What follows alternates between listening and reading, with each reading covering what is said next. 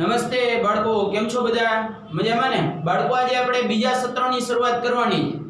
સત્ર 2 માં પ્રકરણ નંબર 1 ધાર્મિક સામાજિક જાગૃતિ.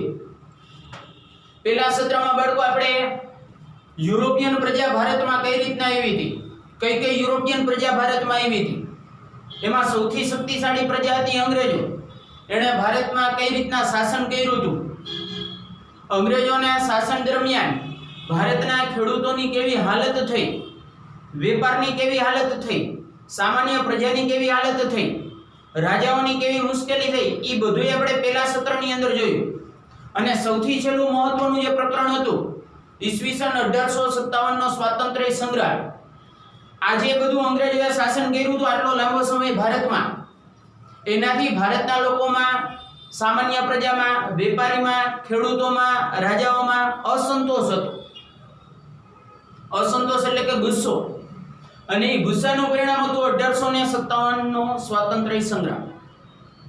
તો બાળકો, હવે આપણે સત્ર 2 તરફ આગળ વધીએ. પ્રકરણ પહેલું છે ધાર્મિક સામાજિક જાગૃતિ. પ્રસ્તાવના જોઈએ. પહેલા શું કહે છે પ્રસ્તાવના? તો કે 19મી સદીમાં ભારતીય સમાજ અંધશ્રદ્ધા, વહેમ, અજ્ઞાનતાથી ઘેરાયેલો હતો. અજ્ઞાનતા એટલે નિરક્ષરતા. હજી ઘણા ગ્રામ્ય વિસ્તારમાં તમે જશો તો અંધશ્રદ્ધા ને વહેમ ને અજ્ઞાનતા જોવા મળશે. શહેરી વિસ્તારની હાલત અત્યારે સારી થઈ ગઈ છે બાળકો, કારણ કે શહેરમાં લોકો એજ્યુકેટેડ છે, ભણેલા ગણેલા છે, એટલે વહેમ ને અંધશ્રદ્ધામાં નહીં માને. પણ હજી ભારતના ગ્રામ્ય વિસ્તારની તમે મુલાકાત લેશો તો ગ્રામ્ય વિસ્તારમાં હજી ઘણા લોકો નિરક્ષર છે, અજ્ઞાન છે, અને અજ્ઞાન વ્યક્તિ ગમે એની વાતમાં આવી જશે. ગ્રામ્ય વિસ્તારમાં છે આવા ઘણા લોકો, અને ગામડાના લોકો નિરક્ષર હોવાના કારણે વાતો એવી કરતા હોય. ઓલાના ઘરમાં, ઓલાના ખેતરમાં ભૂત થાય છે, ડાકણ છે, મામો છે. શિક્ષિત વ્યક્તિ છે તો તરત એ બાબતમાં ભરોસો નહીં કરે. એ પેલા જે તે વસ્તુ સમજશે. અને ગામડાનો વ્યક્તિ છે તો મારા જેવો કોક શહેરનો વ્યક્તિ ગામડામાંથી રસ્તો ભૂલી ગયો હોય, રાત્રિના સમયમાં કોકના ખેતરમાંથી નીકળ્યો હોય, કોઈ વ્યક્તિ જોઈ ગયો ગામડાનો, તો આખા ગામમાં બીજે દી વાત ફેલાવી દે, ઓલાના ખેતરમાં તો મામો જોયો. લે, હું પણ મામો જોયો. શહેરના લોકો હજી આવી બાબતમાં ભરોસો નહીં કરે. એનું એક જ કારણ છે કે શહેરના લોકો શિક્ષિત છે, એજ્યુકેટેડ છે, ગામડાના લોકો અજ્ઞાન છે, એટલે એ અંધશ્રદ્ધામાં માનશે. ઘણા પશુઓની બલી ચડાવશે, પ્રાણીઓની બલી ચડાવશે, ભૂવા પાસે જાહે, એ લોકો માનશે. તો આપણો જે સમાજ છે બાળકો, એ 19મી સદીની વાત છે, અત્યારે 21મી સદી ચાલે છે. 200 વર્ષ પહેલા ભારતીય સમાજની હાલત જ આ હતી. મોટાભાગના લોકો અજ્ઞાન હતા, નિરક્ષર હતા, એના કારણે આ બધી બાબતો પર ભરોસો કરતા. હા, એ જમાનામાં એજ્યુકેટેડ લોકો હતા, પણ એની સંખ્યા બહુ ઓછી હતી. અને જે શિક્ષિત હતા એ આ કોઈ વાતમાં ન માનતા, વહેમમાં, અજ્ઞાનતામાં, અંધશ્રદ્ધામાં એ ન માનતા, પણ નિરક્ષર લોકો માનતા હતા. તો 19મી સદીમાં અંધશ્રદ્ધા, વહેમ, અજ્ઞાનતાથી આપણો સમાજ ઘેરાયેલો હતો. બાળ લગ્ન, પડદા પ્રથા, સતી પ્રથા, દહેજ પ્રથા, બાળકીને દૂધ પીતી કરવી, વિધવા વિવાહ, નિષેધ. નિષેધ એટલે મનાય. નિષેધ એટલે શું? મનાય. વગેરે કુરિવાજો. કુરિવાજો એટલે ખોટા રિવાજો, ખરાબ રિવાજો જોવા મળતા. એક એક જોતા જઈએ. બાળ લગ્ન, નાનપણમાં જ લગ્ન કરી નાખે. ઈ જમાના તો પડતો મેં ઘણી જગ્યાએ જો ઘોડિયા લગ્ન થતા.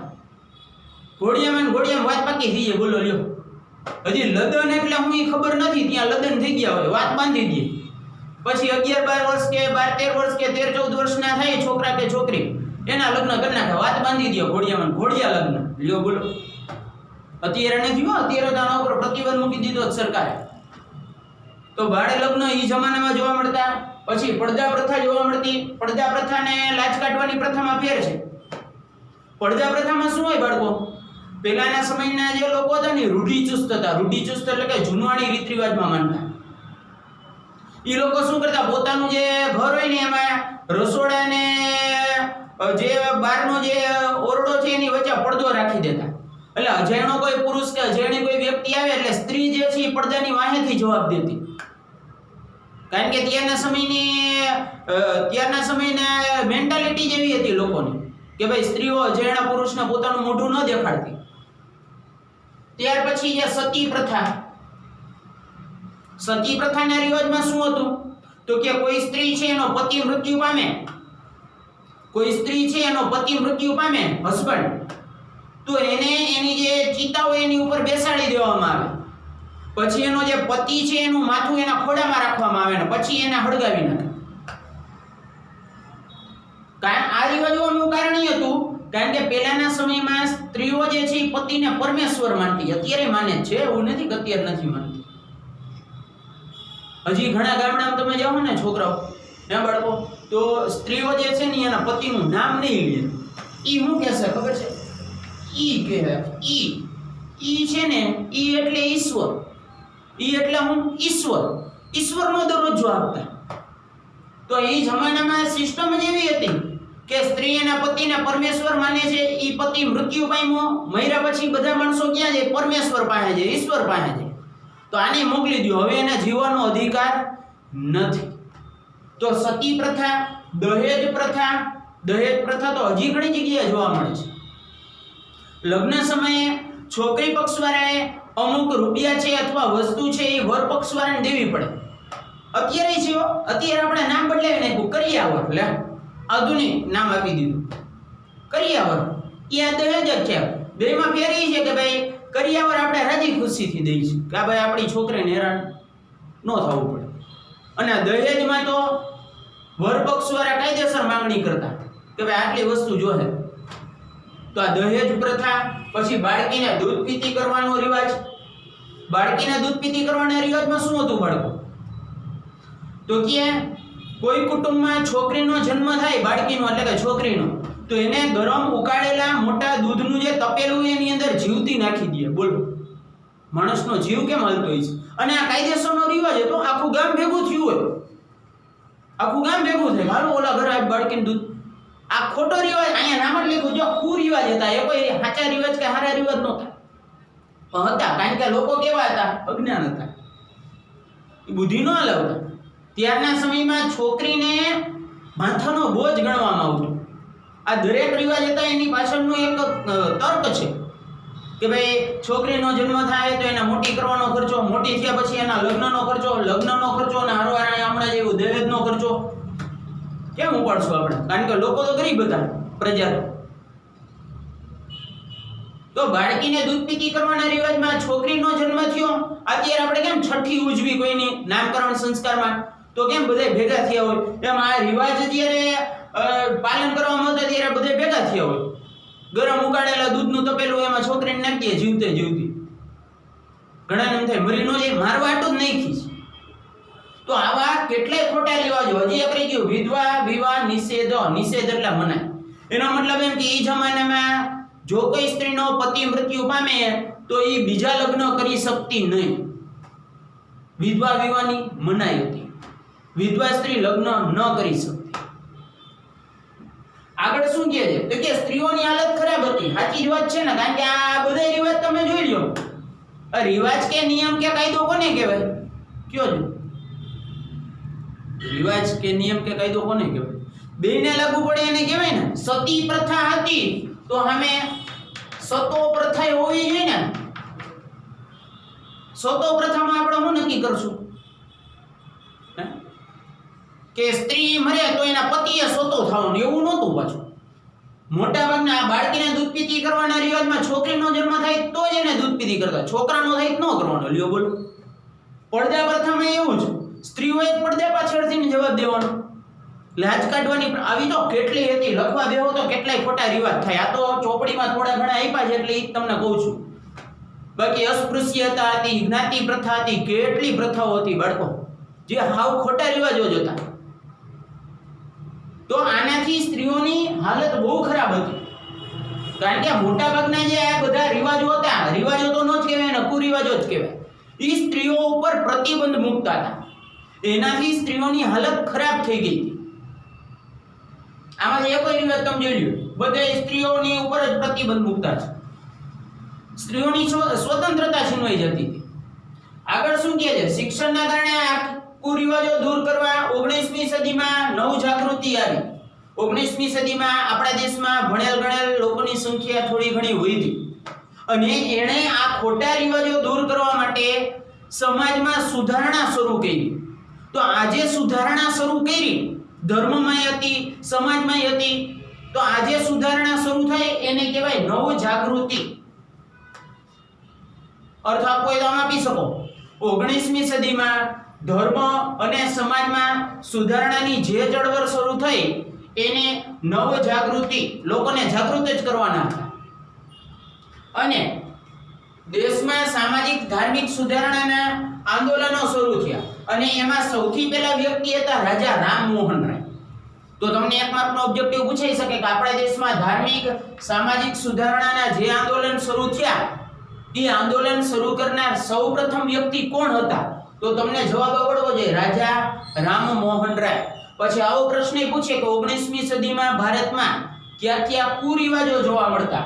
તો કે બાળ લગ્ન, પડદા પ્રથા, સતી પ્રથા, દહેજ પ્રથા, બાળકીને દૂધ પીતી કરવાનો રિવાજ, વિધવા વિવાહ નિષેધ, આ બધાય ખોટા રિવાજ કે કુરિવાજો કઈ સદીમાં જોવા મળતા? 19મી સદી. તમને આમે પૂછી શકાય નવ જાગૃતિ ક્યારે આવી? નવ જાગૃતિ ક્યારે આવી? 19મી સદીમાં. હવે આનો એક સ્ક્રીનશોટ પહેલા પાડી લો, પછી આપણે રાજા રામમોહન રાય વિશે માહિતી મેળવીએ.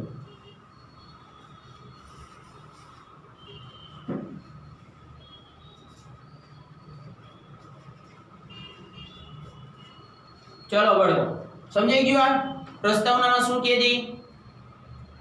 ચાલો હવે રાજા રામમોહન રાયની માહિતી મેળવીએ.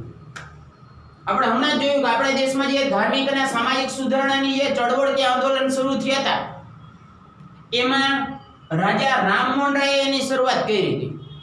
બાળકો, આપણે આ પ્રકરણમાં એ જ વસ્તુ ભણવાની છે કે સમાજ અને ધર્મમાં સુધારણા લાવવાવાળા જેટલા વ્યક્તિ હતા, રાજા રામમોહન રાય હોય તોય ભલે, દયાનંદ સરસ્વતી હોય તોય ભલે, રામકૃષ્ણ પરમહંસ હોય તોય ભલે, સ્વામી વિવેકાનંદ હોય તોય ભલે, અલગ અલગ ધર્મ, દરેક ધર્મોમાં હતા. ખાલી હિન્દુ ધર્મમાં જ ખોટા રિવાજ હતા એવું નથી, દરેક ધર્મોમાં હતા. મુસ્લિમ ધર્મમાં જ જોઈ લો, મુસ્લિમ ધર્મમાં બાળ લગ્ન છે. મુસ્લિમ ધર્મમાં બહુપત્નીત્વ એટલે કે પુરુષ એક કરતા વધારે પત્ની રાખી શકે. મુસ્લિમ ધર્મમાં ટ્રિપલ તલાક, પછી મહેર. મહેર એટલે આપણે જે દહેજ કહીએ, તો ખાલી હિન્દુ ધર્મમાં જ ખોટા રિવાજો નહોતા, દરેક ધર્મોમાં હતા. આપણા દેશમાં ઈ 19મી સદીમાં જેટલા ધર્મના લોકો વસવાટ કરતા દરેકમાં કંઈક ને કંઈક થોડા અથવા વધારે પ્રમાણમાં કુરિવાજો જોવા મળતા. તો એને દૂર કરવા માટેના અલગ અલગ આંદોલનો અને અલગ અલગ વ્યક્તિઓએ એમાં ભાગ ભજવ્યો હતો. તો એ બધા વ્યક્તિઓનો પરિચય આપણે આખા પ્રકરણમાં મેળવવાનો છે. શરૂઆત કરશું રાજા રામમોહન રાય.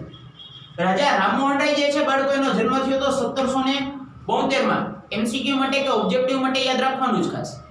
સાલ પૂછે તો ક્યારે આવશે? 1772. બંગાળ રાજ્યનું નામ છે, હુગલી. હુગલી જે છે એ જિલ્લાનું નામ છે, અને રાધાનગર ગામનું નામ છે. આખું આમ જ યાદ રાખવાનું, બંગાળ રાજ્ય, હુગલી જિલ્લો, રાધાનગર ગામ. કઈ સાલમાં થયો તો? 1772. બ્રાહ્મણ કુટુંબમાં થયો તો, બ્રાહ્મણ કુટુંબમાં. અને બાળકો, રાજા રામમોહન રાય જે છે એણે વકીલાત લગીનો અભ્યાસ કર્યો હતો. એ પોતે વકીલ હતા.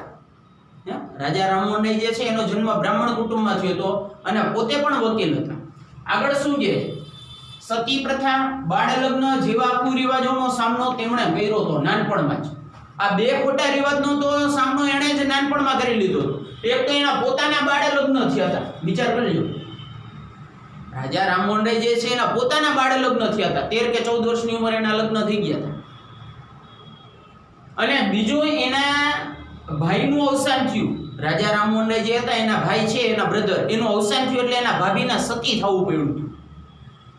તો આ બે જે ખોટા રિવાજો હતા, કુરિવાજ જેને આપણે કહીએ છીએ, એનો સામનો એણે નાનપણમાં જ કરી લીધો હતો. ત્યારથી એનું હૃદય પરિવર્તન થઈ ગયું.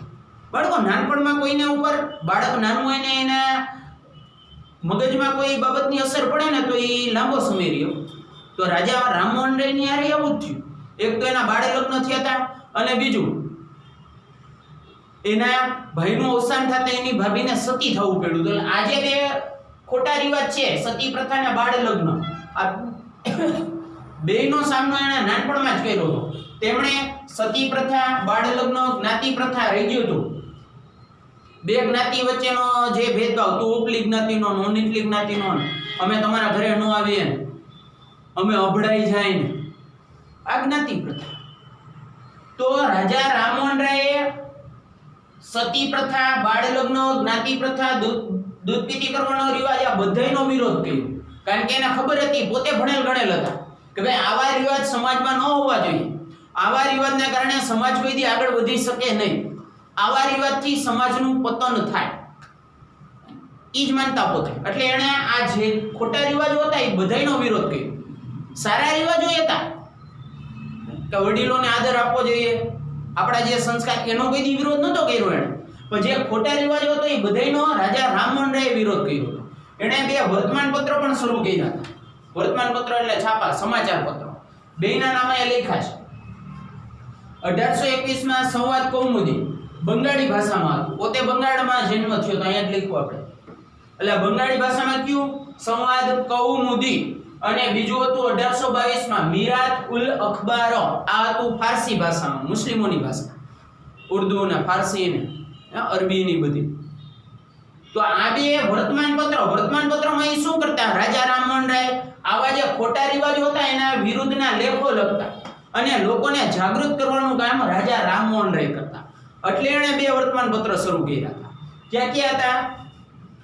સંવાદ કૌમુદી અને બીજું કયું હતું? મિરાતુલ અખબાર. આ જે હતું એ કઈ ભાષામાં હતું? બંગાળી. મિરાતુલ અખબાર કઈ ભાષામાં હતું? ફારસી. ઓબ્જેક્ટિવ માટે, 1 માર્કના પ્રશ્ન માટે ખાસ યાદ રાખવાનું છે. આગળ શું કહે છે? એક સંસ્થા પણ સ્થાપી હતી 1828 ની સાલમાં. એક સંસ્થા સ્થાપી હતી. સંસ્થાનું નામ છે બ્રહ્મો સમાજ. અત્યારે ભારતના ઘણા શહેરોમાં બ્રહ્મો સમાજ નામની સંસ્થા છે. બ્રહ્મો સમાજ, આર્ય સમાજ, આ બધી સંસ્થાઓ હિન્દુ ધર્મની સંસ્થાઓ છે. તો રાજા રામમોહન રાયે પણ એક સંસ્થા સ્થાપી હતી. સંસ્થાનું નામ હતું બ્રહ્મો સમાજ. અને આ જે સંસ્થા છે એ કામ જ કરતી. આવા જે ખોટા રિવાજો સમાજમાં જોવા મળતા, આ ખોટા રિવાજો દૂર કરવા માટે લોકોને જાગૃત કરતા. જાગૃત કરીને એને સમજાવતા કે આવા રિવાજોથી સમાજને નુકસાન થાય છે. તો આ ઓબ્જેક્ટિવમાં પૂછાઈ શકે કે રાજા રામમોહન રાયે કઈ સંસ્થા સ્થાપી હતી?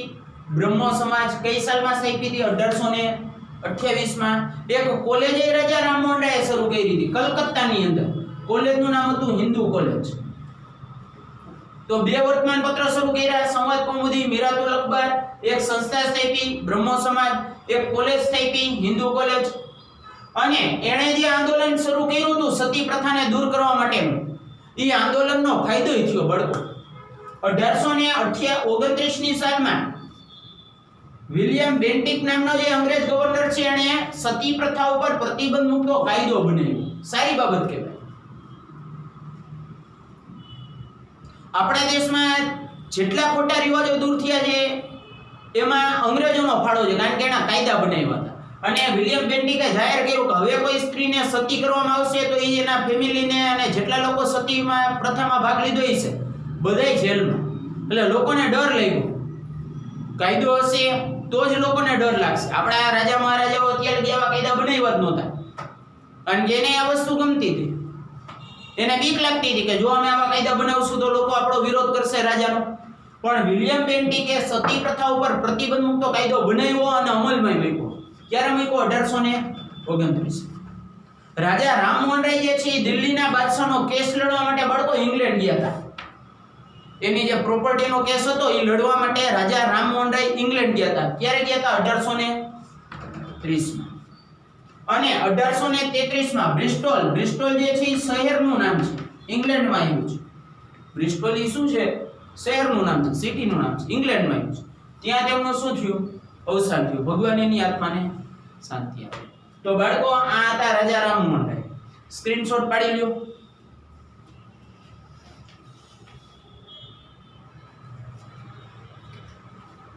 ચલો બાળકો, તો હવે આપણે નેક્સ્ટ વિડીયોમાં ભેગા થશે ત્યારે સ્વામી દયાનંદ સરસ્વતી વિશે માહિતી મેળવશું. જય શ્રી કૃષ્ણ.